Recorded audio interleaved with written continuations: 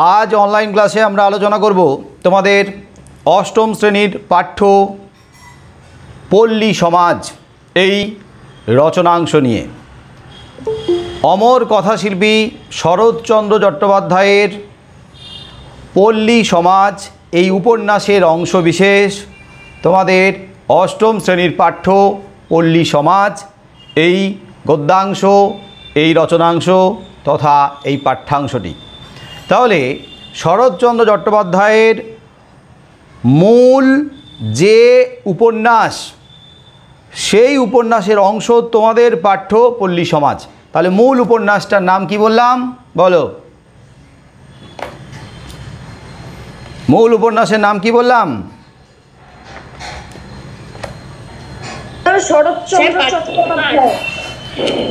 মূল যে উপন্যাস মূল যে গ্রন্থ সেই গ্রন্থ বা মূল উপন্যাসের নাম হলো পল্লী সমাজ। তার মানে মূল গ্রন্থের নাম যা সেই একই নামে তোমাদের পাঠ্য এই পল্লী সমাজ। তার মানে পাঠ্যাংশটার নামও পল্লী সমাজ আর মূল গ্রন্থের নাম মানে উপন্যাসের নামও পল্লী সমাজ। তো পল্লী সমাজ এই আসল বইটা পড়েছি। Very good. পল্লী সমাজ এই উপন্যাসের একাদশ পরিচ্ছেদ মানে 11 নম্বর 11তম 11 মানে একাদশ পরিচ্ছেদের অংশ বিশেষ হলো তোমাদের পাঠ্যাংশ এই পল্লী সমাজ। তাহলে এটা মনে রাখবে, পল্লী সমাজ উপন্যাসের একাদশ পরিচ্ছেদের অংশ হলো তোমাদের এই গদ্যাংশ পল্লী সমাজ। তাহলে এটা কি কোনো ছোট গল্প? নিশ্চয়ই না। তাহলে এটা একটা উপন্যাসের অংশ। হ্যাঁ, উপন্যাসের অংশ। তার মানে এর মধ্যে একটা বিরাট বড় কাহিনী রয়েছে। উপন্যাসে যেমন বিশাল বড় কাহিনী এগোয়, সেই সমস্ত উপন্যাসে মূল যে কাহিনী তার সঙ্গে দেখবে অনেক শাখা কাহিনী কিন্তু সাথে সাথে থাকে, মানে ছোট ছোট আরও অনেকগুলো কাহিনী মূল কাহিনীর সঙ্গে মেশে। উপন্যাসে গল্প কাহিনীটা যেমন বিরাট বড়, তেমনি এই গল্প কাহিনীর সাথে আরও ছোট ছোট অনেকগুলো উপকাহিনী থাকে। আর চরিত্রের সংখ্যা দেখবে অনেক হয়, অনেক চরিত্র। ছোট গল্পে চরিত্রের সংখ্যা অল্প, কিন্তু উপন্যাসের চরিত্র অনেক, প্রচুর। আর উপন্যাসে সামগ্রিকভাবে একটা অঞ্চলের জীবনযাত্রা যেমন উঠে আসে, তেমনি উপন্যাসে উঠে আসে একটা পরিবারের যে বাস্তব চিত্র সেটা উঠে আসে, তেমনি মানুষের মনস্তত্ত্ব নিখুঁতভাবে পুঙ্খানুপুঙ্খভাবে বিশ্লেষণ করে নিখুঁতভাবে তাকে উপস্থাপন করা হয়। আমাদের পল্লী সমাজ এই উপন্যাসের অংশ এই পল্লী সমাজ পাঠ্যাংশে একটা টুকরো ছবিকে তুলে ধরা হয়েছে। একটা টুকরো ছবিকে এইটুকু অংশের মধ্যে ধরা হয়েছে। তার মানে এটার পূর্ববর্তী কাহিনী আছে, আবার এটার পরবর্তী কাহিনীও আছে। তো পূর্ববর্তী এবং পরবর্তী কাহিনী এটা তোমাদের মূল যে উপন্যাস সেই উপন্যাসটা পড়ে জানতে হবে। তোমরা যদি তোমাদের পাঠ্য যে রচনাগুলো সেই রচনাগুলোর সাথে সাথে তার সঙ্গে যেগুলো প্রাসঙ্গিক, যেগুলো তার সঙ্গে সম্পর্কিত, যেগুলোর যোগ আছে সেগুলো যদি তোমরা পড়ো, তাহলে এই অংশটুকুর মধ্যে যে মূল বক্তব্য যা বলতে চাওয়া হয়েছে এবং চরিত্রগুলোর কার সঙ্গে কার সম্পর্ক রয়েছে সেটা কিন্তু তোমাদের কাছে একদম পরিষ্কার হয়ে যাবে। তাই আমি বলবো যে পল্লী সমাজ এই উপন্যাসটা তোমরা একবার বাড়িতে পড়ো। যাদের পড়া নেই তারা পড়বে, লাইব্রেরি থেকে হোক বা কারোর কাছে যদি শরৎ সমগ্র থাকে কারোর বাড়িতে সে তাড়াতাড়ি পড়ে নাও। আর যদি না থাকে তাহলে অন্য কারোর বাড়ি থেকে বন্ধুবান্ধবদের কাছ থেকে বইটা জোগাড় করো, করে মূল যে উপন্যাস পুরোটা পড়ো, ভালো লাগবে। আর মোবাইল তো আছে, যদিও আমি বলবো যে মোবাইল থেকে পিডিএফ ফাইল ডাউনলোড করে না পড়াই ভালো, তাহলে কিন্তু চোখ খারাপ হবে। মোবাইলে দেখে দেখে পড়তে ভালো লাগবে না। বই পড়ে যে একটা আনন্দ আছে, বই থেকে পড়ার যে একটা মজা আছে, সেটা বই থেকে ছাড়া অন্য কোথাও থেকে সেই মজাটা পাওয়া যায় না, ঠিক কি না? তাহলে তোমরা এই উপন্যাসের যে অংশ, সেই অংশটাকে মানে পল্লী সমাজ, এই অংশটাকে তোমাদের ভালোভাবে বোঝার জন্য পূর্ববর্তী এবং পরবর্তী কাহিনীটা তোমরা পড়ো, তারপরে দেখবে আরও তোমাদের কাছে পরিষ্কার হয়ে গেছে। যাই হোক, শরৎচন্দ্র চট্টোপাধ্যায় যিনি বাংলা সাহিত্যে পরিচিত, বলো কি হিসেবে পরিচিত, কি নামে পরিচিত? পল্লী সমাজ বলে পরিচিত। অমর কথাশিল্পী হিসেবে পরিচিত, অমর কথাশিল্পী হিসেবে পরিচিত। কথাশিল্পী যার মধ্যে দুটি অংশ আছে। কথাশিল্পী তিনি কথা শিল্প নিয়ে চর্চা করেন, কথাশিল্পী কথা শিল্প নিয়ে উপস্থাপন করেন। এক কথা শিল্পের মধ্যে দুটো অংশ আছে, একটা আছে ছোট গল্প আর একটা আছে উপন্যাস। তাহলে উপন্যাস এবং ছোট গল্প নিয়ে যিনি চর্চা করেন, লেখালেখি করেন, তো তিনি তো কথা সাহিত্যিক। আর শরৎচন্দ্র চট্টোপাধ্যায়ের সাহিত্যের যে প্রধান প্রধান মাধ্যম শাখা, সেটা হলো ছোট গল্প আর উপন্যাস। তাই তিনি আমাদের কাছে কথাশিল্পী হিসেবে পরিচিত, আর তিনি তার কথাশিল্পের মাধ্যমে আমাদের কাছে স্মরণীয় হয়ে রয়েছেন, আমাদের কাছে অমর হয়ে রয়েছেন, আমাদের মনের মণিকঠায় অক্ষয় হয়ে রয়েছেন। তাই বাংলা সাহিত্যে তিনি আমাদের কাছে অমর কথাশিল্পী হিসেবে পরিচিত। এই অমর কথাশিল্পী শরৎচন্দ্র চট্টোপাধ্যায়ের অসাধারণ সব উপস্থাপনা, ছোট গল্প এবং উপন্যাস। শরৎচন্দ্র চট্টোপাধ্যায় জন্মগ্রহণ করেন কত সালে? না 1876 খ্রিস্টাব্দে। 1876 খ্রিস্টাব্দে হুগলি জেলার দেবানন্দপুর গ্রামে। আসলে আমাদের এই রচনাংশটাকে বোঝার জন্য আমাদের আগে একটু লেখক সম্পর্কে, তার ব্যক্তিগত জীবন সম্পর্কে জানতে হবে। আমি এর আগেও আলোচনা করেছি যে যে কোনো অধ্যায় তোমরা যখন পড়বে তার রচনাকারের সম্পর্কে তোমরা একটু দেখে রাখবে, তোমরা একটু পড়ে রাখবে। মানে রচনাকার সম্পর্কে যদি আমরা জানি, তার মানসিকতাটা বুঝতে পারবো, তার চিন্তাধারাটা বুঝতে পারবো, তার ভাবনাটা বুঝতে পারবো, এবং তিনি কোন উদ্দেশ্য নিয়ে এক একটা রচনা লিখছেন সেটাকে ভালোভাবে উপলব্ধি করতে পারবো। আর তার ব্যক্তিগত জীবনটাকে যদি আমরা জানতে পারি, তাহলে তিনি কোন পরিস্থিতির ভেতর দিয়ে গিয়ে এই সমস্ত চিন্তাভাবনা করেছেন, ভেবেছেন, তিনি শুনে লিখেছেন না দেখে লিখেছেন, নাকি না তার নিজের জীবনের অভিজ্ঞতাটাকে কাজে লাগিয়ে তিনি লিখেছেন, সেটাও বোঝা যাবে।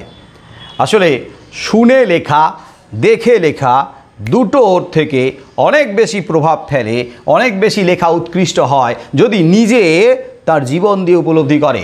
মানে ওই রকম পরিস্থিতির ভেতর দিয়ে একজন সাহিত্যিক যদি যান, তাহলে তিনি যে বিপুল অভিজ্ঞতা লাভ করেন বাস্তবের ভেতর দিয়ে গিয়ে, সেই অভিজ্ঞতাটাকে সুন্দরভাবে ফুটিয়ে তুলতে পারেন। তখনই তার লেখা অনেক বেশি শিল্পসম্মত হয়ে ওঠে, তার লেখা অনেক বেশি উৎকৃষ্ট, ভালো মানের হয়ে ওঠে। আর শরৎচন্দ্র চট্টোপাধ্যায় এমন একজন ব্যক্তিত্ব যিনি তার জীবনে বহু বিচিত্র অভিজ্ঞতার মুখোমুখি হয়েছিলেন, বহু বিচিত্র অভিজ্ঞতা তার সঞ্চয়ে রয়েছে। আর সেই সঞ্চয় থেকে ওই অভিজ্ঞতাগুলোর প্রভাব বা ছাপ তার ছোট গল্প আর উপন্যাসগুলোর উপরে পড়েছে। তো লেখকের জন্ম কোথায় হয়েছে বললাম? কোথায় হয়েছে? হুগলি জেলার দেবানন্দপুর গ্রামে। শোনা যাচ্ছে কি? তাহলে কোথায় হয়েছে, কোন গ্রামে? হুগলি জেলার দেবানন্দপুর গ্রামে। এবার দেখো, দেবানন্দপুর গ্রামে। তো হুগলি জেলার দেবানন্দপুর গ্রামে তার জন্ম হয়েছে। তো জন্ম হয়েছে গ্রামে, তাহলে গ্রামে তার বেড়ে ওঠা, গ্রামের পরিবেশে তার বেড়ে ওঠা। তার মানে তিনি গ্রাম বাংলাকে দেখেছেন, গ্রাম বাংলার জীবনযাত্রাকে একেবারে চাক্ষুষ করেছেন। তো তিনি তো গ্রামের ছেলে, গ্রামের যে পরিবেশ গ্রামের মানুষজন, গ্রামের জীবনধারা, সেইগুলো তিনি বাস্তবিকভাবে উপলব্ধি করেছেন। তাহলে এই জীবনধারা, এই গ্রামীণ পরিবেশ, গ্রামের মানুষজনের কাজকর্ম, চিন্তাধারা, তাদের মানসিকতা, তাদের জীবনযাত্রা, এই সমস্ত কিছু কিন্তু তার একেবারে নজরে, কারণ তিনি গ্রামের ছেলে। কিন্তু যদিও মাইকটাকে বন্ধ রাখো, মাইকটাকে কে অন করে দিচ্ছে মাঝে মাঝে? আমি কিন্তু একজনকে লেফট করিয়ে দিলাম, আবার মাইকটা খোলা পেলে আমি কিন্তু দেখতে পাবো অযথা মাইক খোলা রয়েছে। এই যে হরিপদ দাস, অযথা মাইক খোলা থাকলে লেফট করিয়ে দেবো। তো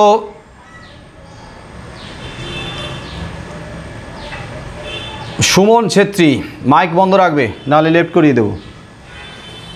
তাহলে লেখকের জন্ম গ্রামে, হুগলি জেলার দেবানন্দপুর গ্রামে, দরিদ্র পরিবারে জন্মগ্রহণ করেছেন, দরিদ্র ব্রাহ্মণ পরিবারে। হ্যাঁ, অভাবের সংসার। এবারে বলো যে মানুষটা খুব আরাম স্বাচ্ছন্দ্যের ভেতর দিয়ে যায়, সেই মানুষের যে অভিজ্ঞতা, সেই অভিজ্ঞতার থেকে অনেক বেশি অভিজ্ঞতার ছাপ ফেলে, প্রভাব ফেলে তার জীবনে, যদি অভাব, দারিদ্র, নানান ধরনের বিপদ আপদ, সমস্যা এর ভেতর দিয়ে কেউ যায়, তাহলে আরাম স্বাচ্ছন্দ্য, অর্থ, জীবনটা সুস্থিরভাবে কাটাতে সাহায্য করে। সেখানকার যে অভিজ্ঞতা, সেই অভিজ্ঞতার থেকে অবশ্যই অনেক বেশি ছাপ ফেলে, প্রভাব ফেলে দুঃখের, বিপদের, সমস্যার, অভাবের, দারিদ্র্যের, কারণ তাকে জীবনযুদ্ধে লড়তে হয়, লড়াই করতে হয়। তাহলে যে মানুষটা ছোট থেকে লড়াই করছে, অভাব দেখছে, দারিদ্র্য দেখছে, ঠিকমতো খেতে পাচ্ছে না, ঠিকমতো অর্থের অভাবে পড়াশোনা করতে পারছে না, অর্থের অভাবে তার মাঝপথে পড়াশোনা বন্ধ হয়ে যাচ্ছে, তাহলে সেই মানুষটার জীবনে ছোট থেকে যে অভিজ্ঞতা, সেই অভিজ্ঞতা অনেক বেশি প্রভাব ফেলবে, এটাই স্বাভাবিক। ঠিক কি না?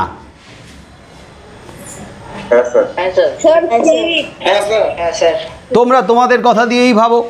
তোমরা যদি ছোট থেকে অভাব কি জিনিস না জানো, না বোঝো, তোমরা যা চাইছো তাই হয়তো তোমাদের হাতে তুলে দেওয়া হচ্ছে, তাহলে তোমরা সেই অভিজ্ঞতা থেকে যতটা জীবনে সমৃদ্ধ হলে, তার থেকে অনেক বেশি সমৃদ্ধ করবে এই না পাওয়ার কষ্টটা।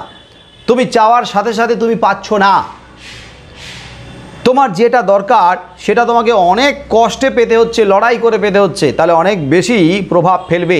আর ওই সমস্ত অভিজ্ঞতা পরবর্তীতে কিন্তু জীবনে তোমাকে একজন প্রকৃত মানুষ হিসেবে, একজন খাঁটি মানুষ হিসেবে, একজন আদর্শ মানুষ হিসেবে গড়ে তুলতে সাহায্য করবে। এবং ওই মানুষটাই, যে ভুক্তভোগী, যে এই অবস্থার ভেতর দিয়ে গিয়েছে, সেই মানুষটাই কিন্তু আর এই রকম অবস্থায় থাকা মানুষগুলোর কষ্ট বুঝবে। পরবর্তীকালে আমরা দেখব যে শরৎচন্দ্র চট্টোপাধ্যায় তার ব্যক্তিগত জীবনে যে রকম পরিস্থিতির ভেতর দিয়ে গিয়েছেন, সেই পরিস্থিতির ভেতর দিয়ে গিয়েছিলেন বলেই সমাজে ওই সমস্ত মানুষের দুঃখ, কষ্ট, যন্ত্রণা, তাদের অভাব, অভিযোগ, সেগুলোকে উপলব্ধি করেছেন, বুঝেছেন। তাদের উপরে যে আঘাত, তাদেরকে যে শোষণ করা হয়েছে, সেই শোষণ, তাদের প্রতি যে বঞ্চনা, তাদের প্রতি যে অবহেলা, সেইগুলো তিনি উপলব্ধি করেছেন বলেই তার ছোট গল্প উপন্যাসে নিখুঁতভাবে, দক্ষতার সঙ্গে ফুটিয়ে তুলতে পেরেছেন। আর আমাদের এই রচনাতে বিশেষ করে, যেহেতু পল্লী সমাজ, পল্লী মানে কি? গ্রাম। তাহলে পল্লী সমাজ মানে হচ্ছে গ্রামীণ সমাজ, গ্রামের নাম পল্লী সমাজ। হ্যাঁ, পল্লী সমাজ, এই যে পল্লী কথার অর্থ হচ্ছে গ্রাম, আর পল্লী সমাজ মানে হচ্ছে গ্রামীণ জীবনযাপন, গ্রামীণ জীবনধারা। এখন পল্লী সমাজ, এই নামটার মধ্য দিয়ে বোঝা যাচ্ছে যে গ্রাম বাংলার একটা সামগ্রিক চিত্র, সামগ্রিক অবস্থা, সামগ্রিক পরিস্থিতি, পরিবেশ কিন্তু ধরা পড়েছে বা উঠে এসেছে। তৎকালীন গ্রাম বাংলার যে সামগ্রিক পরিবেশ বা পরিস্থিতি সেটা কিন্তু উঠে এসেছে এই পল্লী সমাজ রচনায়। তবে শুধু এই পল্লী সমাজ রচনায় তৎকালীন গ্রাম বাংলা উঠে এসেছে তা নয়, এখনও পর্যন্ত আমরা গ্রাম বাংলার জনজীবনে এই রকম ধরনের অবস্থা দেখতে পাই। মানুষের মধ্যে যে লোভ রয়েছে সেই লোভ এখনও পর্যন্ত আছে। মানুষের মধ্যে যে ঈর্ষা কাতর হওয়ার মানসিকতা সেটা এখনও আছে। অন্যকে দেখে, অন্যের উন্নতি দেখে, অন্যকে ভালো থাকতে দেখে ঈর্ষা কাতর হয়ে পড়ার যে প্রবণতা সেটা এখনও আছে, আগেও ছিল। শুধু কি গ্রামে আছে, শহরে নেই? শহর গ্রাম সর্বত্রই আছে। লোভ আছে, মানুষকে অবহেলা করা, মানুষকে ছোট করা, মানুষকে দূরে সরিয়ে দেওয়া, তাদের অধিকার থেকে বঞ্চিত করা, তাদেরকে কষ্টে থাকতে দেখে মজা পাওয়া, এরকম ধরনের মানুষও আছে। আবার কীভাবে ছলে বলে কৌশলে সাধারণ মানুষের অর্থ আত্মসাৎ করে তাদেরকে কষ্টে রাখা যায়, তাদেরকে বিপদে ঠেলে দেওয়া যায়, এরকম ধরনের মানুষও আছে। কি এখনও আছে না এরকম ধরনের মানুষ? আছে, আছে, অনেক আছে। তো শুধু কি শহরে আছে, গ্রামে নেই? গ্রামেও আছে, গ্রামে আছে। হ্যাঁ, তোমরা যারা শহরে বড় হচ্ছ, শহরের পরিবেশে বড় হয়েছো, এখানে জন্ম হয়েছে, শহরের পরিবেশে বড় হচ্ছ, তারা হয়তো গ্রামটাকে সেইভাবে উপলব্ধি করনি, কারণ গ্রামে তোমাদের থাকার সেইভাবে সৌভাগ্য হয়নি। কিন্তু গ্রামে দিনের পর দিন যারা আছে তারা জানে এরকম ধরনের পরিস্থিতিগুলোর সম্মুখীন তাদের হতে হয়। সেখানেও লড়াই আছে, ঝগড়া আছে, সংঘাত আছে, কাড়াকাড়ি আছে, মারামারি আছে। আবার সেখানেও আছে সেই সমস্ত বঞ্চিত অবহেলিত মানুষের পাশে দাঁড়ানোর মতো মানুষ আছে। সত্যিকারের মানুষ নিঃস্বার্থভাবে তাদের পাশে দাঁড়ায়, তাদের জন্য সাহায্য করে যাচ্ছে। যারা সুবিধাবাদী, সুযোগ সন্ধানী, স্বার্থপর, সেই সমস্ত মানুষের বিরুদ্ধে রুখে দাঁড়াচ্ছে এই অসহায় বঞ্চিত সাধারণ মানুষের পাশে দাঁড়িয়ে, এমন মানুষও রয়েছে। এবং এই মানুষগুলো আছে বলেই এই সাধারণ মানুষেরা এখনও পর্যন্ত টিকে রয়েছে, বেঁচে রয়েছে। তারাও কিন্তু তাদের অধিকার, তাদের সম্মানের সাথে বাঁচার অধিকার বা মর্যাদা কিন্তু তারা খুঁজে পায়, ফিরে পায় এই সমস্ত মানুষের দ্বারা। তাহলে লেখক শরৎচন্দ্র চট্টোপাধ্যায় হুগলি জেলা দেবানন্দপুর গ্রামে জন্মগ্রহণ করেন। বাল্যকাল মানে ছেলেবেলা, ছোটোবেলাতে কয়েক বছর এখানে কেটেছে। তারপরে তিনি চলে যান তার মামার বাড়িতে। মামার বাড়ি হচ্ছে ভাগলপুরে। ভাগলপুর হচ্ছে বর্তমান, আগে বিহারে, এখন হচ্ছে ঝাড়খণ্ডে ভাগলপুর। তো ভাগলপুরে গিয়ে মামার বাড়িতে বড় হয়েছে। ওখান থেকেই এন্ট্রান্স পরীক্ষা দিয়েছিলেন, মানে ওখান থেকে এন্ট্রান্স পরীক্ষা দিয়েছিলেন। কিন্তু তারপরে যে এফএ পরীক্ষার যে ফাইনাল পরীক্ষা, সেই পরীক্ষার ফিস জোগাড় করতে না পারার কারণে তিনি আর এফএ পরীক্ষা দিতে পারেননি। এফএ পরীক্ষার বর্তমান যে লেভেলটা এখন, সেটা হচ্ছে উচ্চ মাধ্যমিকের লেভেল। তার মানে তার কিন্তু উচ্চশিক্ষা খুব বেশি দূর গড়ায়নি। তিনি মাঝে মাঝে পড়াশোনায় ছেদ টেনেছেন, এবং ছেদ ইতি, তার কারণ কিন্তু তার অভাব বা দারিদ্র্য। কিন্তু জীবনে এত অভিজ্ঞতা, এত ধাক্কা খেয়েছেন, এত সমস্যার ভেতরে পড়েছেন, সেখান থেকে উদ্রে গিয়েছেন। সেই সমস্ত বিপুল অভিজ্ঞতার ছাপ আমরা তার উপন্যাস, তার ছোট গল্পগুলোতে দেখব। তো তার ছোট গল্পগুলোর মধ্যে তোমাদের অনেক কিছু জানা আছে, পড়া আছে। তার ছোট গল্পগুলোর মধ্যে যেমন লালু, মহেশ, অভাগীর স্বর্গ, রামের সুমতি, মন্দির, অনুরাধা, হরিচরণ, এর মধ্যে হয়তো কেউ কেউ রামের সুমতি, লালু, মহেশ এগুলো পড়েছো। খুব সুন্দর গল্প, অসাধারণ গল্প। হ্যাঁ, একাদশী বৈরাগী, খুব সুন্দর সুন্দর গল্প আছে। আর তার উপন্যাসগুলোর মধ্যে বরদিদি, বিরাজ বউ, বিন্দুর ছেলে, পরিণীতা, পল্লী সমাজ, এই যে পল্লী সমাজ উপন্যাস, শ্রীকান্ত, দেবদাস, বাহ, তবে শ্রীকান্ত 4টে খণ্ডে রচিত, 4টে পর্ব আছে শ্রীকান্তের, অনেক বড়। পথের দাবি ক্লাস 10-এ তোমাদের সিলেবাসে আছে, পথের দাবির অংশ আছে। বিপ্রদাস, তারপরে এই সমস্ত উপন্যাসগুলোর মধ্যে অনেকগুলো উপন্যাসের উপরে সিনেমা রয়েছে, চলচ্চিত্র রয়েছে। দেবদাসের সিনেমা তো আছেই, বাংলাতেও আছে, হিন্দিতেও আছে দেবদাস। হ্যাঁ বলো।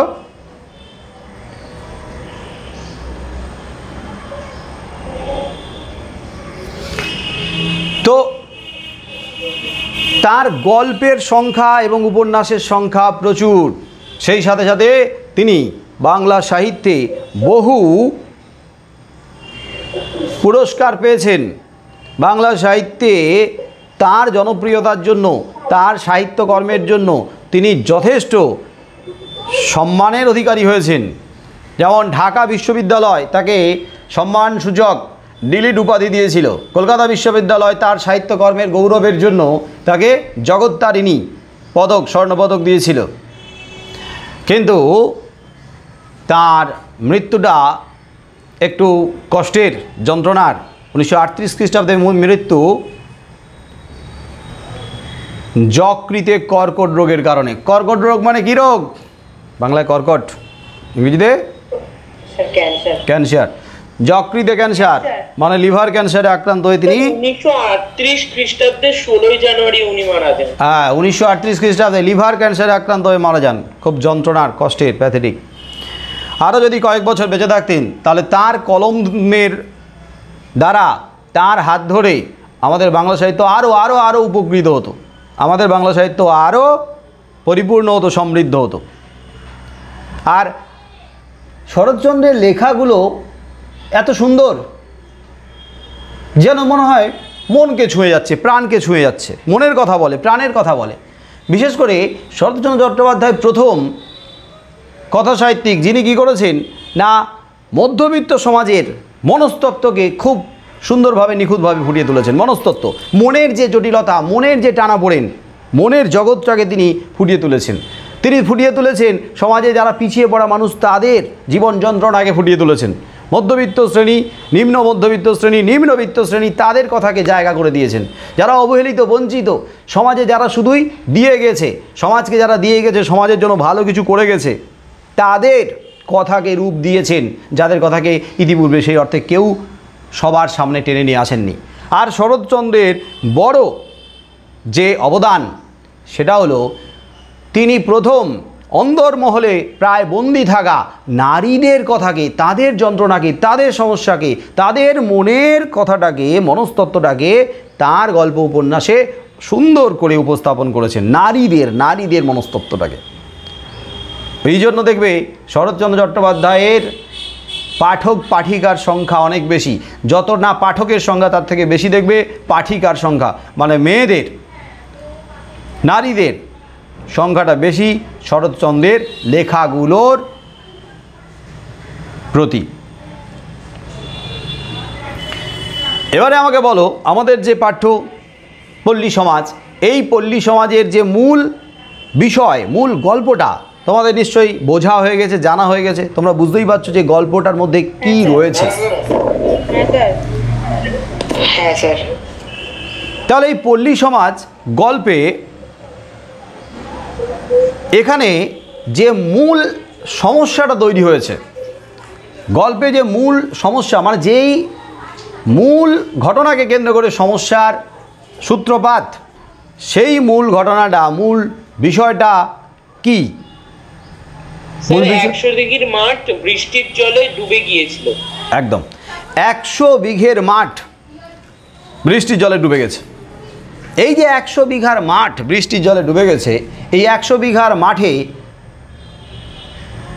বেশিরভাগের জমি জায়গা কাদের? চাষিদের, কৃষকদের। গ্রামের যারা মানুষ, কৃষক, চাষি, তাদেরই জমি জায়গা রয়েছে এই 100 বিঘার মাঠের মধ্যে। আর এই 100 বিঘার মাঠের মধ্যে যদি অন্য কারোর জমি জায়গা থাকেও, মানে অন্য কৃষক ছাড়া, মানে যারা অবস্থাপন্ন, তাদের জমি জায়গার পরিমাণ হয়তো কম, কিন্তু কৃষকদের জমি জায়গা প্রচুর রয়েছে। আর 100 বিঘার এই মাঠে কৃষকরাই এই জমির মালিক। তাহলে জল জমে রয়েছে, ধান হয়ে রয়েছে, বৃষ্টির কারণে সেই ধান গাছগুলো প্রায় ডুবে যাওয়ার মুখে, জল জমে আছে। তাহলে অনেক দিন ধরে যদি জল জমে থাকে ধান গাছে, তাহলে ধান গাছগুলো নষ্ট হয়ে যাওয়াটা স্বাভাবিক। হ্যাঁ স্যার। হ্যাঁ, এটা ঠিক যে ধান গাছের গোড়াতে অল্প কিন্তু জল থাকে, কিন্তু ধান যখন পাকার মুখে তখন যদি জল জমে থাকে, তখন যদি বৃষ্টি হয়, তখন যদি ঝড় বৃষ্টি হয়, প্রাকৃতিক দুর্যোগ হয়, তাহলে ধানগুলো নষ্ট হয়ে যাবে। তাহলে অনেক সময় আমরা কিন্তু দেখি খবরাখবরে উঠে আসে যে ধান ধরো পেকে গেছে, এবারে ধান মাঠ থেকে উঠবে এরকম একটা সময় হঠাৎ করে নিম্নচাপ, ঝড় বৃষ্টি, আর ধান গাছগুলো একদম জলে ডুবে গেছে, প্রায় ধান গাছগুলো জলে নুয়ে গেছে, শুয়ে গেছে। তাহলে যত তাড়াতাড়ি সম্ভব জল বের করে দিতে পারলে কিছুটা ধান তোলা যাবে, কিছুটা ধান বাঁচানো যাবে। কিন্তু এই দুর্যোগের কারণে দেখা যায় কৃষকদের সর্বনাশ হয়ে যায়, সারা বছর না খেয়ে থাকতে হয় এরকম দুর্যোগের কারণে। এখানেও আমরা দেখতে পাচ্ছি যে পল্লী সমাজে যে কৃষকদের কথা বলা হয়েছে, সেই কৃষকরা নির্ভরশীল তাদের মাঠের ধানের উপরে। তার মানে ধান উঠলে সেই ধান তাদের সারা বছর বাঁচিয়ে রাখবে, তাদের কিন্তু সেই অর্থে আর কোনো উপার্জন নেই। তৎকালীন সময়ের কথা বলা হয়েছে, গ্রাম বাংলার মানুষ কৃষি নির্ভর মানুষ, তো তাদের উপার্জনের মাধ্যমটা কি? কৃষিকাজ। চাষবাস করে যা উপার্জন করে, চাষবাস করে যা উপার্জন করে তার দ্বারাই তাদের জীবিকা নির্বাহ হয়।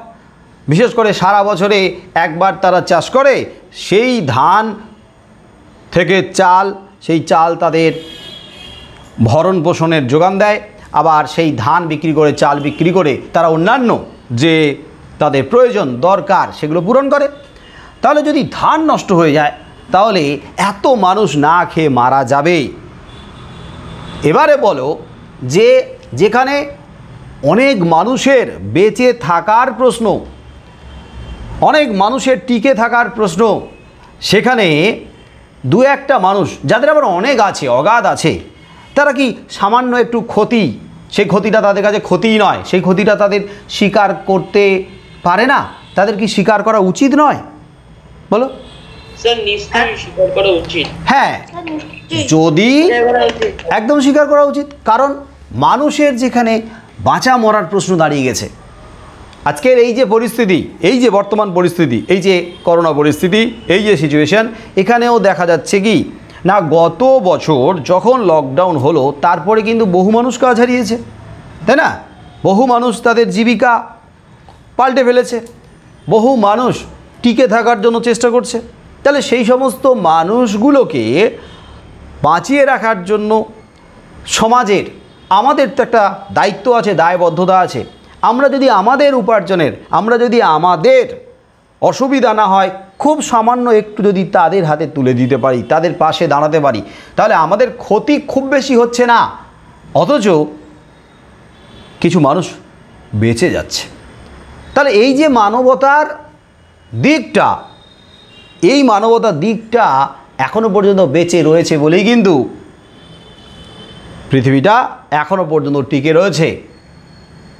কিন্তু কিছু কিছু মানুষ এতটা নিষ্ঠুর হয়ে যায়, এতটা নির্মম হয়ে যায়, তারা ভালো আছে বলে, তারা ভালো থাকতে পারছে বলে তাদের মনের মধ্যে কোনো রকমের ওই রকম ধরনের ভাবনা আসে না, অন্যান্যরা খেতে পাচ্ছে কি পাচ্ছে না, অন্যান্যরা বাঁচলো কি মরলো তাতে আমাদের কি যায় আসে, আমরা তো ভালো আছি। আরে তোমরা ভালো আছো, কিন্তু তোমাদের আশেপাশে সবাই যদি ভালো না থাকে, খারাপ থাকে, একটা সময় কিন্তু তুমিও ভালো থাকতে পারবে না। তাহলে সমাজটাকে ভালো রাখতে হলে, মানুষদেরকে ভালো রাখতে হলে তোমাকে একটু সাহায্যের হাত, মানবতার হাত বাড়িয়ে দিতে হবে। সমাজ যদি সুস্থ থাকে, সুন্দর থাকে, তুমি মানে আমরা সবাই কিন্তু ভালো থাকবো। আশেপাশে সবাই যদি অসুস্থ হয়ে পড়ে, আশেপাশে সবাই যদি বিপদে পড়ে, অসহায় হয়ে পড়ে, তুমি নিজেকে কতখানি ভালো রাখতে পারবে? কি, তাই না? হ্যাঁ স্যার। তাহলে ভালো থাকাটা শুধু একার ভালো থাকার উপরে ভালো থাকা যায় না তো।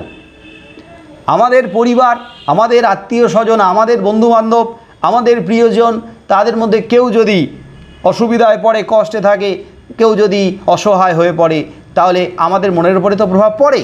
তাহলে তারা ভালো থাকলে, সবাই ভালো থাকলে, তখন দেখবে আমাদের মন থেকেও কিন্তু একটা ভালো থাকার প্রবণতা তৈরি হয়। বাহ, সবাই ভালো আছে, তাহলে মনের একটা আনন্দ, একটা পরিতৃপ্তি আসে।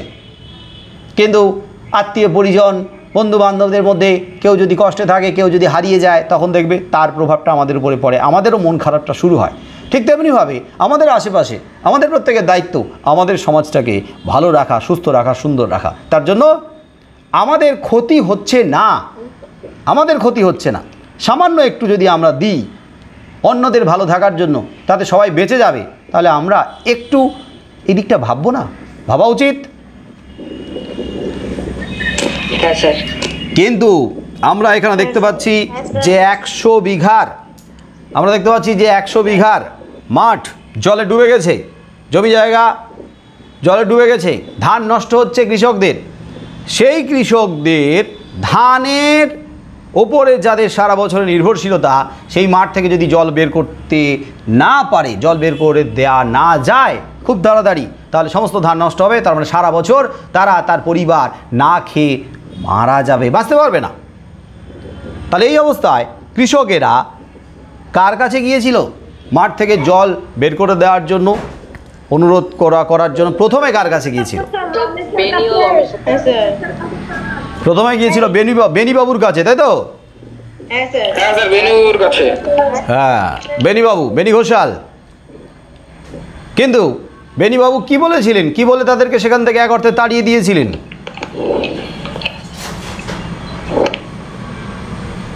স্যার, বেনিবাবু জমিদার হলেও এমন করেছিলেন যে তার কোনো এই ব্যাপারে দায়ী নেই। হ্যাঁ, বেনিবাবু জমিদার, আর জমিদারের তো দায়িত্ব প্রজা সাধারণকে ভালো রাখার, তাদের সুখ সুবিধা, দুঃখ কষ্ট এগুলো দেখা, তারা কিসে ভালো থাকবে, কিসে খারাপ আছে এগুলো দেখা। কিন্তু জমিদার দুহাত তুলে দিয়েছে, না না না, আমি পারবো না।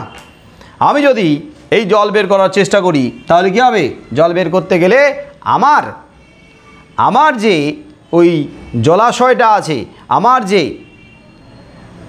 বাঁধের গায়ে যে একটা জলার মতো জায়গা আছে যেখানে তাদের মাছ রয়েছে, সেই মাছগুলো জলের সঙ্গে বেরিয়ে যাবে। তাতে তাদের কত টাকা লোকসান হবে? কত টাকার মাছ আছে? প্রায় 200 টাকার মাছ আছে। হ্যাঁ দেখো, প্রায় 200 টাকা লোকসান হবে। তো 200 টাকার মতো লোকসান হবে, অথচ এই জল যদি বের করে না দেওয়া হয় তাহলে গ্রামের কৃষকদের যে জমি আছে তাতে তাদের কত টাকার লোকসান হবে?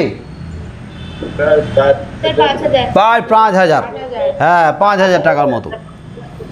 কিন্তু অনেক অনুনয় বিনয় করেও জমিদার বেনিবাবুর কাছ থেকে কোনো সুরাহা না পেয়ে তারা সেখান থেকে উঠে এসে কার কাছে তাদের মনের কথা জানায় বলো? রমেশের কাছে মনের কথা জানায়।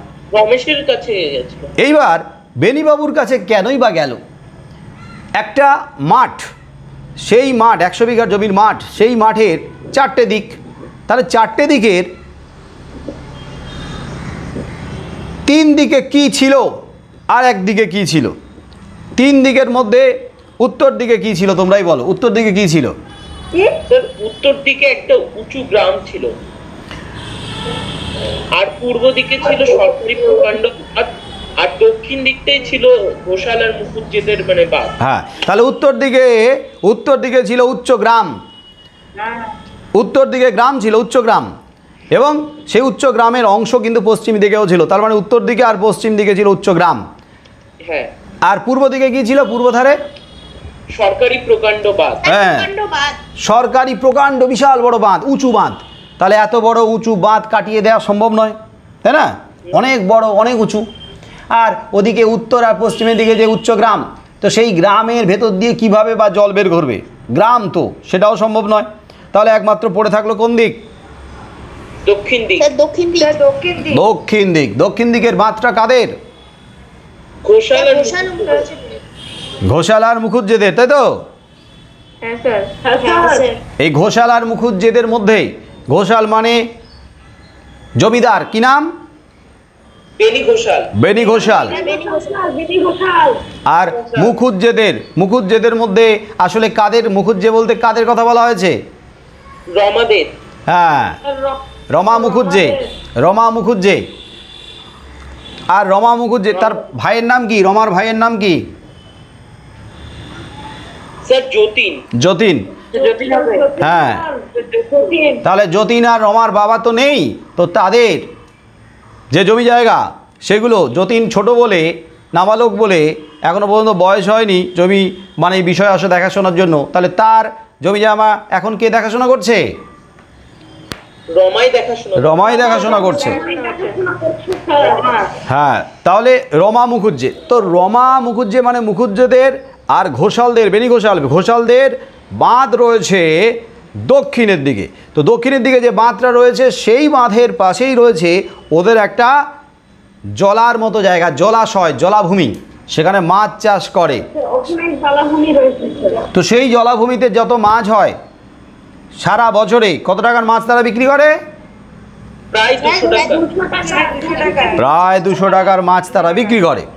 কিন্তু হ্যাঁ, কিন্তু 3 দিকের বাঁধ তো কাটানো যাবে না, 3 দিকের জায়গা, দুদিকে বাঁধে, একদিকে বাঁধ রয়েছে সরকারি প্রকাণ্ড উঁচু বাঁধ, দুদিকে রয়েছে গ্রামের অংশ, বাকি থাকলো দক্ষিণ দিকের বাঁধটা, সেটাই একমাত্র কাটানো যেতে পারে। কিন্তু সেটা কাটালে এই ঘোষাল আর মুখুজ্জেদের জলা থেকে যে মাছ, সেই মাছ বেরিয়ে যাবে, তাহলে 200 টাকা ক্ষতি হবে, লোকসান হবে। কিন্তু তাদের 200 টাকা লোকসান মানে কিন্তু বিশাল বড় লোকসান নয়, এতগুলো মানুষের সারা বছরের না খেয়ে থাকা, মৃত্যুর মুখোমুখি তাদের পড়তে হবে, তার কাছে তো কিছুই নয়। তাহলে জমিদারের উচিত ছিল, জমিদার বেনি ঘোষাল রমাকে বলতো, রমা বেনি ঘোষাল দুজনে মিলে এতগুলো মানুষের ভালো করতে পারত, কিন্তু রমাও কিন্তু না করে দিয়েছে। রমা বলে দিয়েছে যে বড়দা যা বলবে, অর্থাৎ কে, বেনি ঘোষাল যা সিদ্ধান্ত নেবে সেই সিদ্ধান্তই তার সিদ্ধান্ত। হ্যাঁ, সেই সিদ্ধান্তই তার সিদ্ধান্ত। তার মানে বেনি ঘোষাল না করে দিয়েছে, বাঁধ কাটানো যাবে না, তাই রমারও অমত, বাঁধ কাটানোর পক্ষে সে রাজি না। তো রমা নিজের জমিদারির থেকে কোনো টাকা লোকসান করতে চায়নি, করতে যায়নি। মানুষের ভালো চাইলে বেনি ঘোষালের বিরুদ্ধে সে যেতে পারত, বা মানুষের ভালো চাইলে রমেশ যখন গিয়ে বলছে, রমাকে যখন বলছে বাঁধ কাটিয়ে দেওয়ার ব্যাপারটা ভেবে দেখতে, তাহলে কিন্তু রমেশকে রমা সায় দিত, কিন্তু তা দেয়নি, সে বেনি ঘোষালের পক্ষেই থেকেছে। যাই হোক, রমেশ যখন শুনল এতগুলো মানুষ তার কাছে এসে কেঁদে কেটে পড়েছে, প্রায় 20 জন মানুষ, তারা একটা আর্জি নিয়ে এসছে, প্রার্থনা করছে যে এই যাত্রায় তাদেরকে বাঁচাতে হবে, যেভাবে হোক রক্ষা করতে হবে, তখন ব্যাপারটা বোঝার পরে রমেশ সরাসরি গেছে রমার কাছে, রমার বাড়িতে। কিন্তু রমা রমেশকে ফিরিয়ে দিয়েছে, এক অর্থে অপমান করে ফিরিয়ে দিয়েছে। রাগে ক্রোধে রমার বাড়ি থেকে রমেশ বেরিয়ে আসছে, সে একটা সিদ্ধান্ত নিয়েছে বেরিয়ে আসতে আসতে। কী সিদ্ধান্ত নিয়েছিল? যে সে নিজেই জোর করে বাঁধ কেটে দেবে, বাঁধ কাটিয়ে দেবে। সে সঙ্গে নিয়ে গিয়েছিল কাকে? তার যে হিন্দুস্তানি লাঠিয়াল ছিল, তাকে সঙ্গে নিয়ে গিয়েছিল।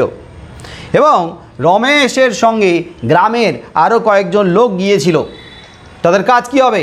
এই হিন্দুস্তানি লাঠিয়াল পাহারা দেবে, আটকাবে, আর রমেশও থাকবে, ব্যাপারটাকে দেখভাল করবে, আর ওই গ্রামের কৃষকেরা ঝপাঝপ কোদাল চালিয়ে বাঁধটাকে কাটিয়ে জল বের করে দেবে। এই রকমই একটা পরিস্থিতি তৈরি হয়েছিল। কিন্তু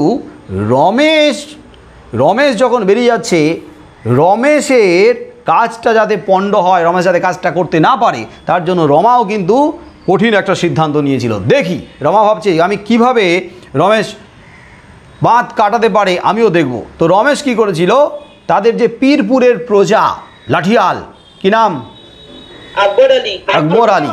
হ্যাঁ, এই আকবর আলী এর আগে অনেকবার ওই সাবেক আমলে তাদের অনেক জমি জায়গা হস্তগত করে দিয়েছিল, যথেষ্ট গায়ের জোর।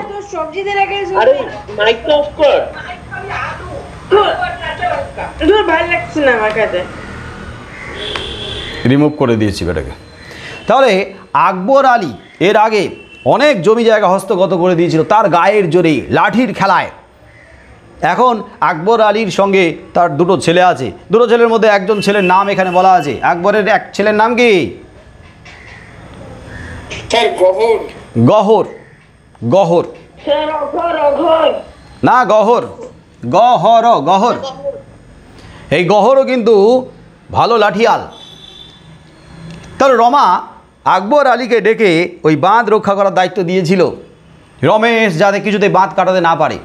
কিন্তু আমরা পরবর্তীতে দেখছি যখন রমা প্রায় 11টা নাগাদ বেনি ঘোষালের বাড়িতে গেল, তখন একটা পরিস্থিতি দেখতে পাচ্ছি।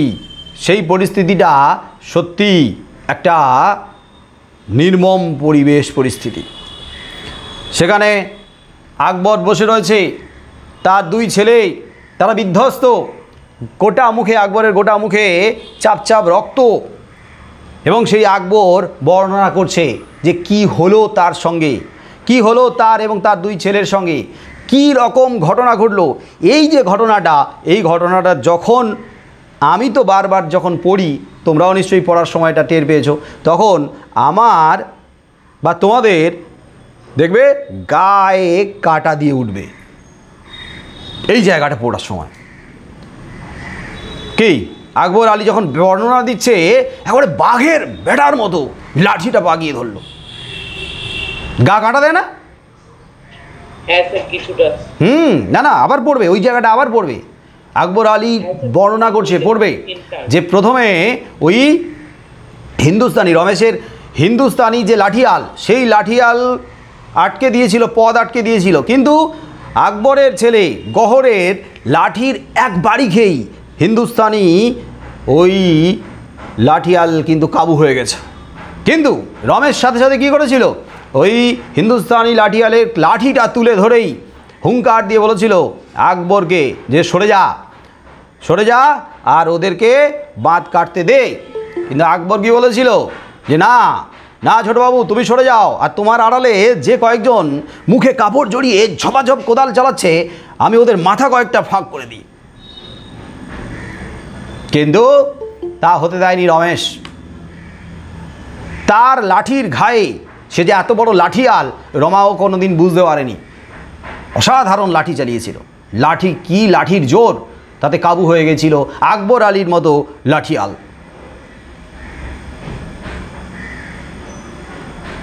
তাই বড়বাবুর কাছে, মানে বেনি ঘোষালের কাছে আকবর যখন বর্ণনা করছে, বেনি ঘোষাল তো রেগে মেগে একবারে আগুন, বারবার ধরে বলছে থানায় যেতে, রমেশের বিরুদ্ধে নালিশ করতে। কিন্তু মিথ্যে কথা রমেশের বিরুদ্ধে বলতে পারবে না, কারণ তারা মুসলিম। কেন মিথ্যে কথা বলে রমেশকে ফাঁসাবে? যা ঘটেছে তাই সে বলেছে। আর রমেশের এই যে কাণ্ড কারখানা, এটা রমা টের পায়নি আগে, এরকম ঘটতে পারে রমা বুঝতে পারেনি। কিন্তু কোথাও না কোথাও রমা মনে মনে কিন্তু খুশি হয়েছিল। রমার একটা আত্মতৃপ্তি এসেছিল যে রমেশ এখানে জিতেছে। রমেশ মানে 100 বিঘার জমির মালিক যারা, সেই কৃষকেরা কিন্তু জিতেছে, তারা বেঁচে যাবে এবারে। তো তোমরা গল্পটাকে আমি বলবো আর একবার পড়ো, এই গল্পটাকে নিয়ে আরেক দিন আলোচনা হবে আরেকটা ক্লাসে। এই গল্পটা তখন লাইন ধরে আরেকটু ডিটেলে ব্যাখ্যা করব। বুঝতে পারছো? হ্যাঁ স্যার, বুঝেছি। হ্যাঁ, তাহলে আজকের আমাদের এই পর্যন্ত ক্লাস থাকবে। সবাইকে tata, bye bye. Bye sir. Bye sir.